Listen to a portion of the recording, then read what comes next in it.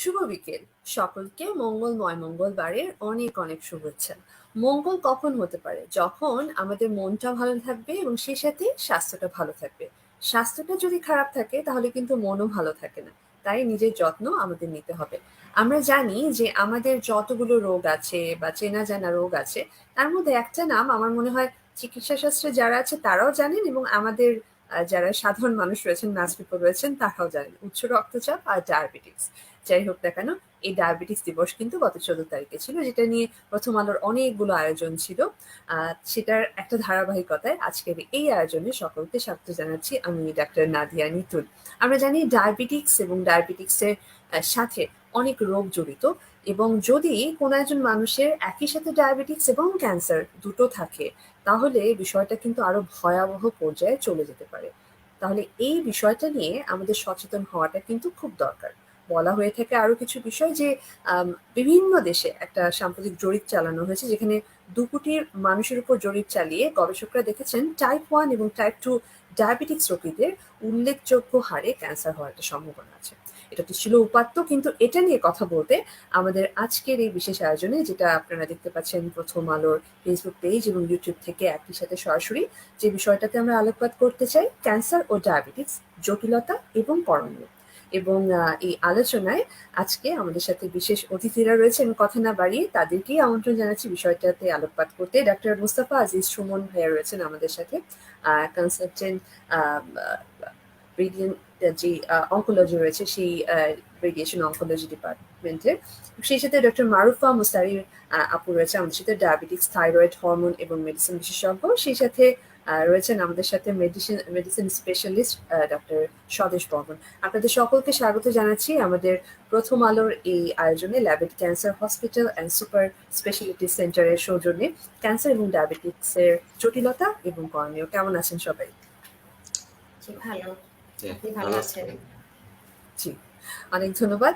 আমার মনে হয় যেহেতু ডায়াবেটিক্স নিয়ে কথা হচ্ছে, প্রথমেই আমি মনে হয় ডক্টর মারুফা মুস্তারি আপুকে দিয়ে শুরু করতে চাই। একটু যদি বলতেন ডায়াবেটিক্স এটা আসলে কি, এবং ক্যান্সারের সাথে এটা যে যোগসূত্রটা নিয়ে আজকে আমরা কথা শুরু করব, সেটা নিয়ে যদি আপনি শুরু করতেন আজকের আলোচনা। শুভ বিকেল এবং অনেক অনেক ধন্যবাদ আপনার এই প্রশ্নের জন্য। ডায়াবেটিস আসলে ইনসুলিন হরমোন জনিত একটি দীর্ঘমেয়াদী সমস্যা। এখানে যেটা হয়, ইনসুলিন হরমোনটা ঠিকমতো কাজ করে না, যার ফলে ব্লাডের সুগারটা বেড়ে যায়। আর এটাকে ডায়াবেটিস বলে। ইনসুলিনের কার্যকারিতা যদি হারায় বা যদি একবারই না থাকে, তখনই আমরা ডায়াবেটিস বলি। এবং ডায়াবেটিসের বিভিন্ন টাইপ আছে, টাইপ 1, টাইপ 2, গেস্টেশনাল এবং আদার। তো আমাদের দেশে আসলে টাইপ 2 ডায়াবেটিসটাই বেশি হয়ে থাকে।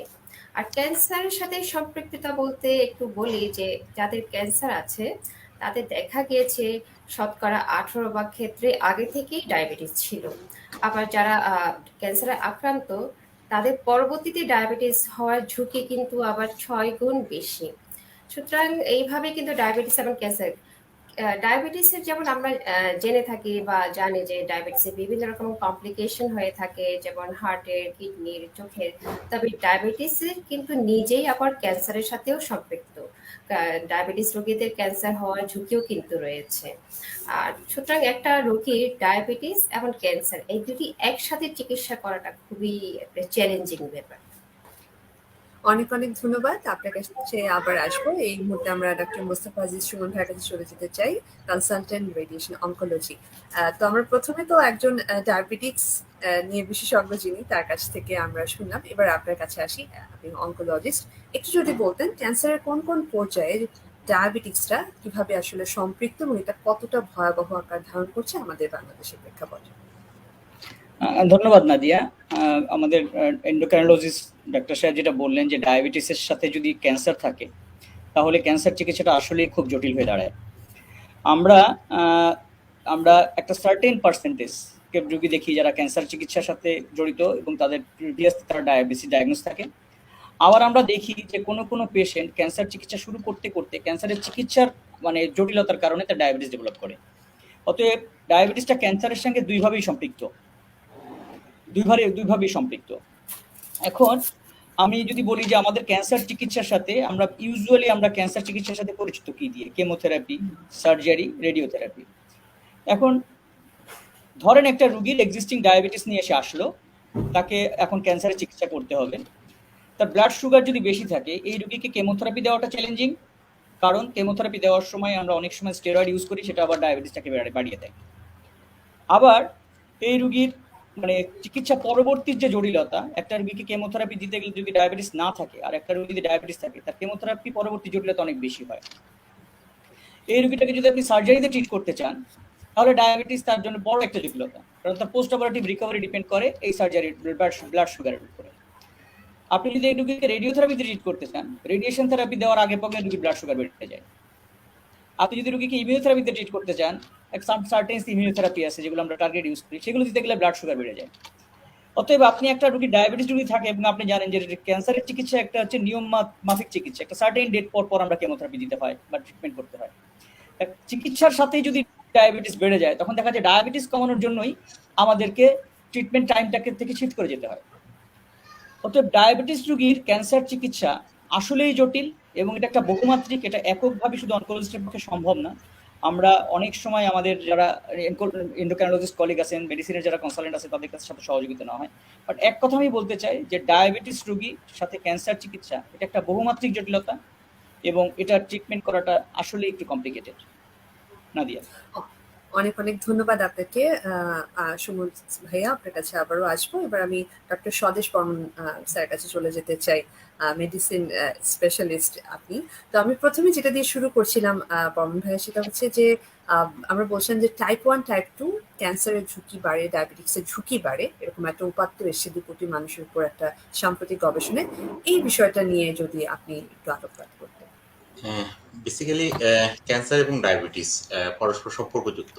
এখানে ব্যাপারটা এরকম হয়েছে যে রিসেন্ট কিছু ডেটা আমাদের কাছে এসে উপস্থিত হয়েছে, তার দেখা যাচ্ছে যে যেসব পেশেন্ট ডায়াবেটিক পেশেন্ট, এদের মধ্যে মহিলা পুরুষ যেটা ভাগ করা হয়েছিল, তো এতে দেখা যাচ্ছে যে মহিলাদের ক্ষেত্রে আপনার তার ক্যান্সারের ঝুঁকিটা 27% বেশি হচ্ছে, আবার সেটাই আবার পুরুষের ক্ষেত্রে দেখা যাচ্ছে 19% বেশি। এবং মহিলাদের মধ্যে দেখা যাচ্ছে যারা ডায়াবেটিক ছিল আগে থেকে, তাদের ক্ষেত্রে leukaemia, ovarian cancer, head neck cancer হওয়ার চান্স একটু বেড়ে যাচ্ছে অন্যান্যদের তুলনায়।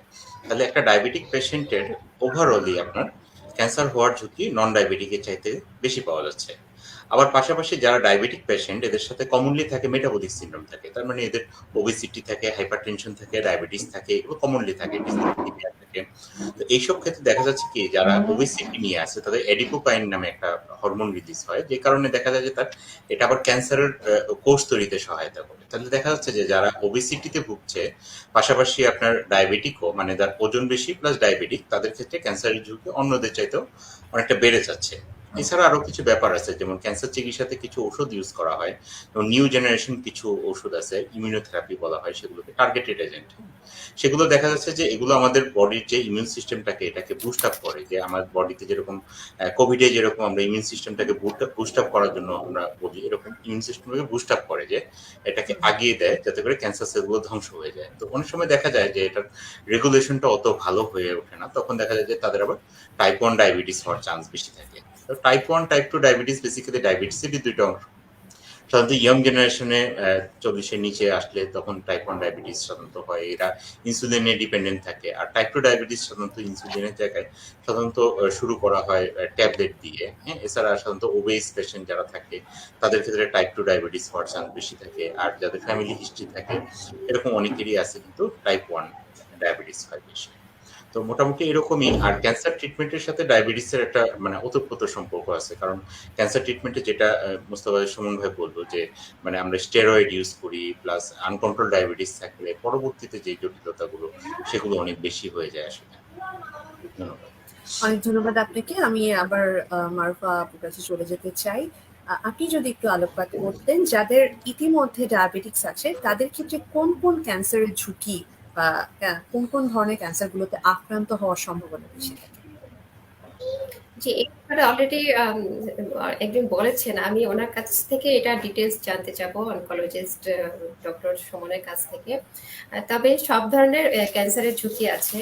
ডায়াবেটিসের সাথে একজন বলেছেন যে অবেসিটি মানে স্থূলতার একটি সম্পর্ক, এমন যাদের স্থূলতা আছে তাদের এমনিতেই একটি ক্যান্সারের ঝুঁকি আছে, সাথে যদি ডায়াবেটিস থাকে সে নিজে এককভাবে কিন্তু ঝুঁকিটা আরো বাড়িয়ে দিচ্ছে। আর সাধারণত ডায়াবেটিস যাদের থাকে তাদের breast cancer, colon cancer, liver cancer, প্যানক্রিয়াসের ক্যান্সার হওয়ার ঝুঁকিটা বেশি।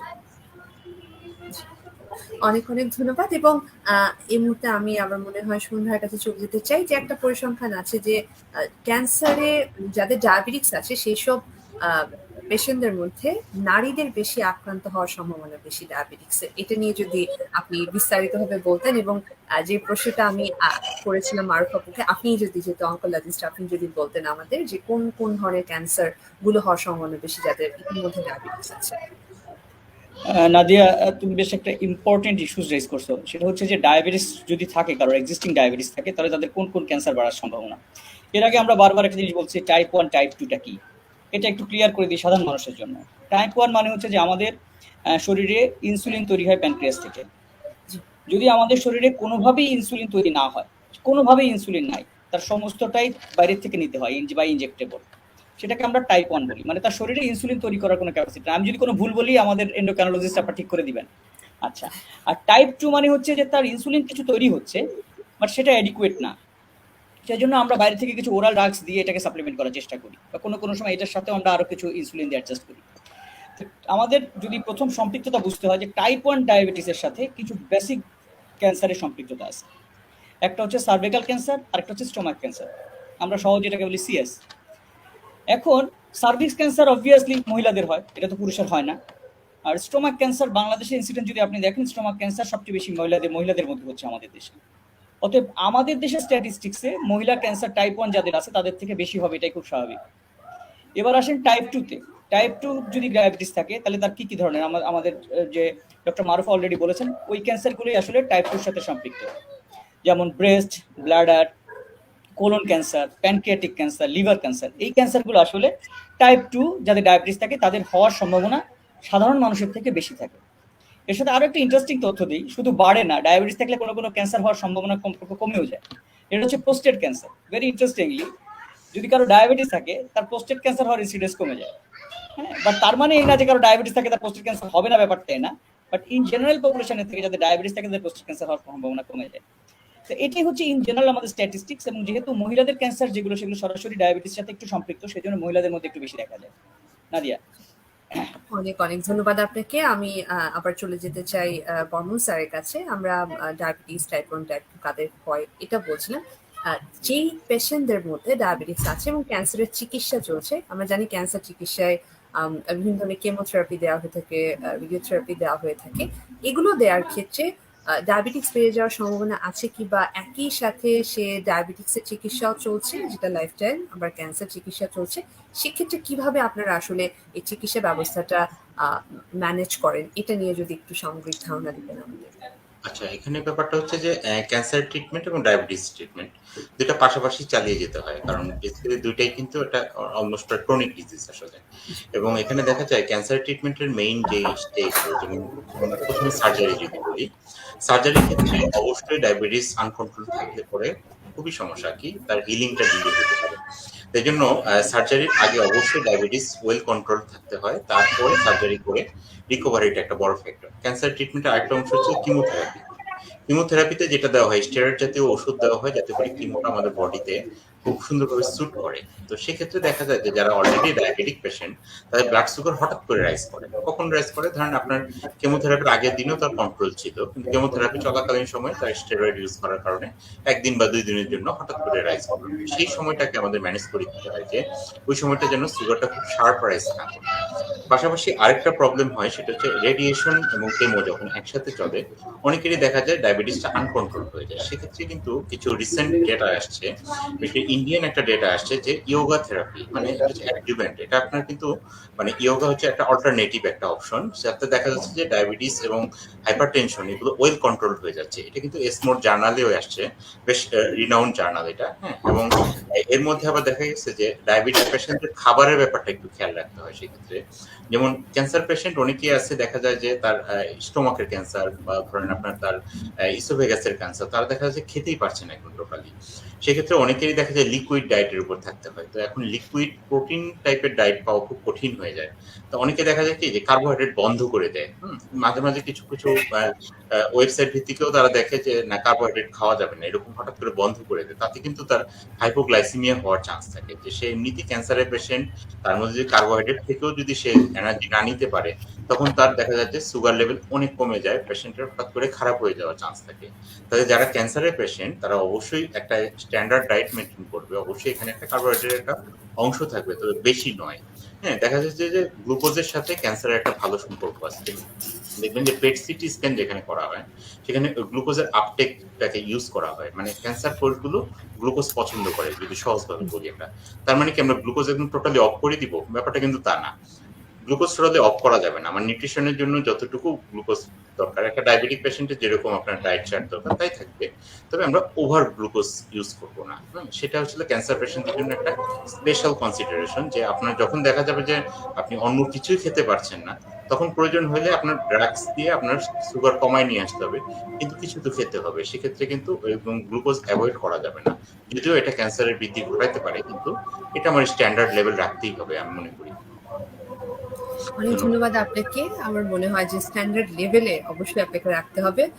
মারুফ আপুর কাছে চলে যাব, যেহেতু আমরা জানি স্ট্যান্ডার্ড লেভেলে আপনিই যেহেতু ডায়াবেটিস বিশেষজ্ঞ, এন্ডোক্রাইনোলজি।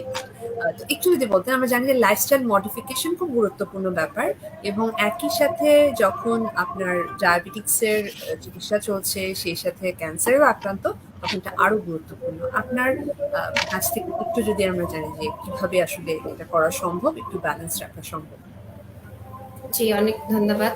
আসলে সুষম খাবার সবাইকে খেতে হবে। একটা ব্যালেন্সড ডায়েট তাকে খেতে হবে। সাথে এক্সারসাইজ। এই ২ টি কিন্তু আসলে ক্যান্সার প্রিভেনশনের ক্ষেত্রে বেশি প্রয়োজন। ডায়াবেটিস প্রিভেনশনের ক্ষেত্রেও তো আরো বেশি।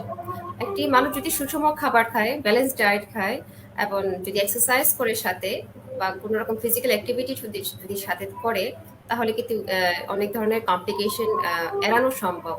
আর যাদের ডায়াবেটিস আছে তাদের ক্ষেত্রে তো আরো বেশি দরকার, যাতে করে অন্য ধরনের কমপ্লিকেশন গুলো না হয়, ডায়াবেটিস যাতে নিয়ন্ত্রণে থাকে। ক্যান্সার রোগীদের আসলে চিকিৎসা খুবই জটিল হয়ে যায় যদি ডায়াবেটিস নিয়ন্ত্রণে না থাকে। যেমন একটি ক্যান্সারের রোগী অপারেশন প্রয়োজন, কিন্তু ডায়াবেটিস কন্ট্রোলে না থাকলে তৎক্ষণাৎ সেই সিদ্ধান্তে আসা যায় না। তখন আমাকে ডায়াবেটিসটা কন্ট্রোলে আইনে পরে আবার অপারেশন করতে হয়। এখানে একটা সময়ের ব্যাপার, সময়ের মূল্য এখানে অনেক বেশি।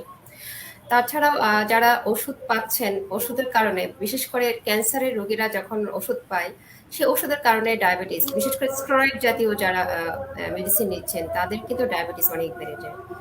আবার ক্যান্সারের রোগীদের খাবারের অরুচি থাকে, উনি একটু আগে যে বলেছেন, তোমরা খেতে পারে না, ওদের ব্যালেন্স ডায়েট এনশিওর করাটা খুবই প্রয়োজন। আর এখানে তো বিধিনিষেধ তো কিছু আছে, বিশেষ করে যে সুষম খাবার বলতে যে এখন রুগী করে যে সুগার খেতে পারবে না, এ না সেটা না। সুষম খাবার বলতে সব ধরনেরই খাবারের একটি ব্যালেন্সড।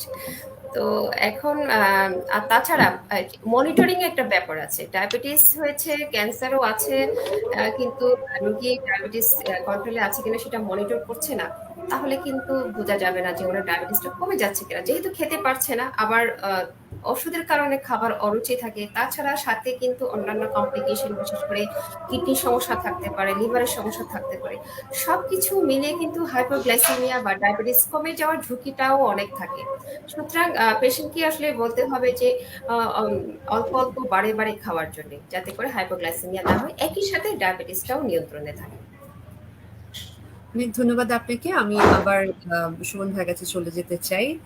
ভাইয়া যেহেতু অঙ্কোলজি, রেডিয়েশন অঙ্কোলজিতে আছেন, একটু যদি আপনি আমাদেরকে বলতেন যে কোন বিষয়গুলো আসলে এই জায়গাটাতে করণীয় রয়েছে আপনার পার্সপেক্টিভ থেকে, কি ধরনের সাজেশন গুলো মেনটেন করার বিষয় রয়েছে। আমরা জানি যে ক্যান্সারের চিকিৎসা আমাদের দেশে ব্যয়বহুল, এবং আমাদের দেশের প্রেক্ষাপটে কি ধরনের চিকিৎসা ব্যবস্থা রয়েছে মানুষকে আশ্বস্ত করার জন্য আপনার কাছ থেকে পরামর্শ চাচ্ছি। আচ্ছা, প্রথম কথা হচ্ছে যে আমার 2 কলিগ যেটা বলেছে যে ডায়াবেটিস ক্যান্সারের সাথে মানে জড়িত, এবং ডায়াবেটিসের রোগীর ক্যান্সার চিকিৎসা করাটা একটু জটিল। এখানে আমাদের এন্ডোক্রাইনোলজিস্ট আপা যেটা বলছেন যে ডায়াবেটিস শুধু বাড়াটাই কনসার্ন না, ডায়াবেটিসে ব্লাড সুগারটা কমে যাওয়া বরঞ্চ মোর কনসার্ন। যেমন আমি কিছু প্র্যাকটিক্যাল এক্সপিরিয়েন্স বলি, যে দেখা যায় যে একটা রোগীর ডায়াবেটিস আছে, সে যে মাত্রা ইনসুলিন নিচ্ছে, আমি তাকে কেমোথেরাপি দিয়ে দিলাম, কেমোথেরাপি দেওয়ার পর থেকে তার খাওয়ার রুচি এত কমে গেল বা সাথে বমি বেড়ে গেল, কিন্তু সে সেই আগের মাত্রায় ইনসুলিন নিচ্ছে। আমরা কিন্তু আমাদের প্র্যাকটিক্যাল লাইফে অনেক রুগী দেখছি যে হাইপোগ্লাইসেমিয়া হয়ে, এবং আমরা অনেক পেশেন্ট কিন্তু লসও করেছি, অনেক পেশেন্ট মারাও গেছে এই কারণে। অতএব ডায়াবেটিস রুগীদের যখন আমরা ক্যান্সার চিকিৎসা করি, আমি এই মেসেজটুকু দিতে চাই যে ডায়াবেটিস রুগীর ব্লাড সুগার মেজারমেন্টটা, যে ব্লাড সুগারটা যে কতটুকুতে আছে, এটা অন্যান্য রুগীর থেকে যখন ক্যান্সার চিকিৎসা হচ্ছে তখন অনেক বেশি সচেতনভাবে এটাকে পরিমাপ করতে হবে। এবং কোনো রুগীর যদি দেখা যায় যে খেতে পারছে না, বমি হয়ে গেছে, better to avoid the insulin, blood sugar বাড়ুক কিন্তু ব্লাড সুগার কমে যেন হাইপোগ্লাইসেমিয়া না হয়ে যায়, কারণ হাইপোগ্লাইসেমিয়া আপনাকে কারেকশন করার সময় দিবে না। অতএব মানে ডায়াবেটিস অবশ্যই আমাদেরকে ক্যান্সার চিকিৎসার সময় একদম সুষমভাবে পরিমাপ করতে হবে, এবং ইনসুলিন নেওয়ার ব্যাপারে অনেক বেশি মানে মানে আমাদেরকে মানে থাকতে হবে, সচেতন থাকতে হবে, সতর্ক থাকতে হবে। দ্বিতীয় ইস্যু হচ্ছে যে আমার কলিগ স্বদেশ যেটা বললো, যে ক্যান্সার রুগীদের কিছু ইনভেস্টিগেশন যখন আমরা করতে চাই, তখনও একটা জিনিস মাথায় রাখতে হবে যে অনেক রুগীকে আমরা পাঠাই দিই পেট সিটি স্ক্যান করতে, রুগী পেট সিটি স্ক্যান করতে যায়, ওখান থেকে দেখা যায় যে ব্লাড সুগার বেশি, তাকে ফেরত পাঠিয়ে দিচ্ছে। অতএব কোনো আমাদের দেশে এখন পেট সিটি স্ক্যান অনেক পেশেন্ট করে, অনেক বেশি হচ্ছে। অতএব পেট সিটি স্ক্যান যারা করছেন বা করার জন্য ডাক্তার সাহেব অ্যাডভাইস করছে, মানসিকভাবে প্রিপারেশন নিয়েছেন, জেনে রাখবেন যে আপনার ব্লাড সুগার যদি নর্মাল মাত্রায় না থাকে পেট সিটি স্ক্যান হবে না, কারণ এটা একটা গ্লুকোস্ট্যাক ইনভেস্টিগেশন, এটার সাথে ব্লাড সুগারের মাত্রার যথেষ্ট ইম্পর্টেন্স আছে। 3 নম্বর ইনফরমেশন হচ্ছে যেটা আমি একবারে কথা বলে দিতে চাই, সেটা হচ্ছে রিসেন্টলি কিছু ড্রাগস, খুব পপুলার ড্রাগ আসছে যেটা আমাদের দেশের ডাক্তাররা হরহামেশা প্র্যাকটিস করছেন। সেটা হচ্ছে যে রুগীর রুচি বাড়ে না, মেগাস্ট্রল এসিটেট নামে একটা ড্রাগস আসছে। মেগাস্ট্রল এসিটেট এবং বিভিন্ন কোম্পানি আনছে, এবং এটা খেলে রুগীরা খুব ভালো বোধ করেন, মানে একটা ভালো বোধ করেন, রুগীর খাওয়া রুচি বেড়ে যায়, রুগী মোটা হয়। বাট এই ড্রাগসটা দীর্ঘদিন ব্যবহার করলে আমরা অনেক রুগীর এক্সট্রিম ডায়াবেটিস পাচ্ছি। অতএব মেগাস্ট্রল এসিটেট উইথ রেজিস্টার্ড প্র্যাকটিশনার্স এবং উইথ এ ডেফিনিট, কারণ আমরা ক্যান্সার রোগীদের যখন তীব্র মাত্রায় অরুচি তৈরি হয় তখন আমরা তাদেরকে দেই উইথ এ ক্লোজ মনিটরিং। অর্থাৎ মেগাস্ট্রল এসিটেট যথেষ্ট ব্যবহার করা যাবে না। কেউ ইচ্ছা হলো মোটা হয়ে যাওয়ার জন্য করছি, কারো রুচি নাই বলে খাচ্ছি, এই ধরনের ড্রাগস এরকম যথেচ্ছাচার ইউজ করা যাবে না। সব তো হতাশার কথা বলছি, হতাশার আসলে কিছু নাই। ডায়াবেটিস নিয়ে কথা বলার একটাই অবজেক্টিভ, যেটা হচ্ছে যে এটার মাত্রিকতাটা একটু ডিফারেন্ট, এটা বহুমাত্রিক ডিজিজ। এটা আসলে ডায়াবেটিসটাকে মাথায় রেখে চিকিৎসা করতে হয়। আমরা যদি ইগনোর করি, ডায়াবেটিস যেমন কমে গেলে হাইপোগ্লাইসেমিয়া হয়, আবার যদি দীর্ঘদিন ধরে স্টেরয়েড খাচ্ছে, ব্লাড সুগার কন্ট্রোল নেই, এই রুগী ডায়াবেটিক কিটোসিডোসিস হয়েও আমরা অনেক রুগী লস করি, মানে বা ডায়াবেটিস বাড়তে বাড়তে এমন অবস্থায় যায় যে রুগীকে আর ফেরানো যায় না, যেটাকে আমরা ডায়াবেটিক কিটোসিডোসিস বলি আর কি। ডায়াবেটিস রুগীর যখন ক্যান্সার চিকিৎসা হবে, রুগীর অ্যাটেন্ডেন্টদের অনেক বেশি সচেতন থাকতে হবে রিগার্ডিং ব্লাড সুগারের মাত্রা এবং তার ইনসুলিন কি ডোজে সে নেবে, এবং তার যে এক্সিস্টিং এন্ডোক্রাইনোলজিস্ট ছিল বা যার পরামর্শে সে ডায়াবেটিস রুগীতে ছিল, তার পরামর্শ সে অবশ্যই রাখবে, শুধুমাত্র অনকোলজিস্টের উপর নির্ভর করবে না। যখন ক্যান্সার রোগীর কাছে আসে তখন মনে হয় যে আগের আর কোনো ডাক্তারের প্রয়োজন নাই। নো, তার ক্রনিক ডিজিজ যে ডক্টর দেখছিল, তার যদি হার্টের কোনো ডাক্তার থাকে, তার যদি ডায়াবেটিস কোনো ডাক্তার থাকে, অবশ্যই তাদের সাথে বরঞ্চ খুব ক্লোজ কন্ট্যাক্ট রাখবে, আগের থেকে বেশি। আর ডায়াবেটিস হোক আর না হোক, ক্যান্সার রোগীর চিকিৎসার আমি সবাইকে একটা মেসেজ দেওয়ার চেষ্টা করি যে আমরা সেই এখন আর 80-র দশকে নেই, এটা নিউ জেনারেশন বাংলাদেশে এখন কাটিং এজ টেকনোলজি বলতে যা যা ফ্যাসিলিটিস দরকার সব অ্যাভেলেবেল। ল্যাবিট বলেন, ইউনাইটেড বলেন, স্কয়ার বলেন, অনেকগুলো সেন্টার আসছে যারা সমস্ত কাটিং এজ টেকনোলজি নিয়ে আসছে। এবং আমি ল্যাবিডে কাজ করি, আমি ল্যাবিডের কথাই বলবো, ল্যাবিডে রিসেন্ট টেকনোলজি সবই আছে। আমরা ম্যান পাওয়ার ডেভেলপ করছি, আমরাও ডেভেলপ যথেষ্ট হয়েছি এবং আরও হওয়ার সুযোগ আছে। অর্থাৎ রুগীদের চিকিৎসা করার জন্য বাংলাদেশে এখন আমরা মনে করি যে আপনারা সাধারণ রুগীরা যথেষ্ট আস্থা রাখতে পারে। Thank you. অনেক ধন্যবাদ। আমি একটু অ্যাড করতে চাচ্ছি, আসলে একটি পেশেন্টের যখন ক্রনিক কমপ্লিকেশন গুলো থাকে, ক্রনিক ডিজিজ থাকে, সেক্ষেত্রে কম্প্রিহেন্সিভ ম্যানেজমেন্ট, মানে সব দিক দিয়ে যাতে সুষমভাবে ম্যানেজমেন্টটা হয়, সেজন্য একটা টিম ওয়ার্ক দরকার। এখন একজন দেখেছেন আরেকজনকে দেখাবেন না, মানে টিম ওয়ার্কের যদি না থাকে ভালো, সেই পেশেন্টের ভালো ম্যানেজমেন্ট হয় না। আর ডায়াবেটিসের ব্যাপারটা সেটা মনিটরিংটা অবশ্যই, চিকিৎসা শুরু করে দেওয়াটাই প্রধান ব্যাপার না, এখানে মনিটরিং করাটা খুবই জরুরি। ক্ষেত্র বিশেষে বিভিন্ন কমপ্লিকেশন সেগুলো যখন অ্যারাইভ করে তখন আসলে ওষুধের সমন্বয় করতে হয়। যেমন অনেক পেশেন্টের তো ওষুধই লাগে না, শুধু ডায়েটারি ম্যানেজমেন্টেই কন্ট্রোল হয়ে যায়। আবার অনেকের ইনসুলিন লাগে, সেটারও বিভিন্ন ধরন আছে, কোন পেশেন্টের কোনটা লাগবে, মুখে খাওয়ার ওষুধ। আর এখানে আরো একটি আশার কথা আমি বলতে চাই যে diabetes anti diabetic agent metformin কোনো কোনো ক্ষেত্রে আবার ক্যান্সার প্রতিরোধও করে। ক্যান্সার সেলের যে বৃদ্ধি, মানে ক্যান্সারের কোষের যে বৃদ্ধি, ওটা কিন্তু কমিয়ে দেয়। এটাও একটা আশার কথা। তো এই ওষুধের আসলে সমন্বয় প্রয়োজন হয়। অনেক ধন্যবাদ। একটা জি, জিনিস মনে হয় একটু অ্যাড্রেস করা দরকার, সেটা হচ্ছে যেহেতু ক্যান্সারের পেশেন্টরা অনেক সময় খেতে পারে না, তো ফ্রিকুয়েন্টলি হাইপোগ্লাইসেমিয়া হতে পারে। তো এটা যেহেতু একটা ইমার্জেন্সি, আমার মনে হয় একটু আমরা শর্টকাট যদি বলে দিই যে হাইপোগ্লাইসেমিয়া হলে আপনি কি করবেন। হ্যাঁ, আপনার যদি ব্লাড সুগার 4 এর নিচে নেমে আসে, 3.9 অর বিলো, তখনই আপনি ধরে নেবেন যে আপনার হাইপোগ্লাইসেমিয়া হয়েছে। কিভাবে বুঝবেন? আপনার হাত পা কাঁপতে থাকবে, আপনার মাথা ঝিঝি করবে, মনে হবে যেন অ্যাংশাস, কোনো কিছু নিয়ে চিন্তিত এরকম মনে হবে। হ্যাঁ, হঠাৎ করে মনে হবে যে আমার শরীরে শক্তি পাচ্ছি না। ব্লাড সুগারটা একটু চেক করলেন, দেখলেন 4 এর নিচে আসছে। তো বাসায় সবসময় একটা জুস রাখবেন। সিম্পল, যদি 100 থেকে 150 ml জুসও খেতে পারেন আপনি, সেটা থেকে আপনি বেঁচে যেতে পারেন। তারপরে আপনি আবার সুগারটা চেক করলেন, 15 মিনিট পরে দেখলেন যে আবারও 4 এর নিচে আছে, আপনি আরেকবার খেতে পারবেন। একই রকম ভাবে 3 বার পর্যন্ত আপনি 100 থেকে 150 ml জুস খাওয়ার পরেও যদি দেখা যায় যে না, এটা 4 এর নিচে আছে, তখন কিন্তু অবশ্যই ডাক্তারের কাছে যেতে হবে। সেক্ষেত্রে হয়তোবা আপনাকে শিরাপথে গ্লুকোজ দেওয়া লাগতে পারে। তো হাইপোগ্লাইসিমিয়া যেহেতু একটা বড় একটা প্রবলেম এবং এতে করে মানুষের ডেথ পর্যন্ত হতে পারে, তো এটা সম্পর্কে একটু অ্যালার্ট থাকবেন।